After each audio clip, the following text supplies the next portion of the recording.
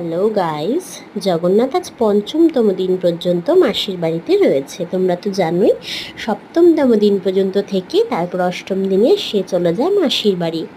তো আজ পঞ্চমতম দিন একটু যজ্ঞ করে নেওয়া হচ্ছে এবং তারপর ভগবানকে ভোগ নিবেদন করা হবে। যেহেতু ওখানে যজ্ঞের কাজ চলছে, আর এই জন্য কত কত দর্শনার্থী দেখো ওয়েট করছে। ভগবানকে ভোগ নিবেদন করা হবে এবং তারপর তারা একটু প্রসাদ গ্রহণ করবে। দেখো গাইস, চলো তোমাদেরকেও আরেকবার দেখিয়ে দিই। প্রায় ভোগ নিবেদন করা হয়ে এসেছে, আর অল্প কিছুই বাকি রয়েছে। তো দেখো, তোমাদের আরও একবার দেখিয়ে দিচ্ছি কত মানুষের সমাগম ঘটেছে।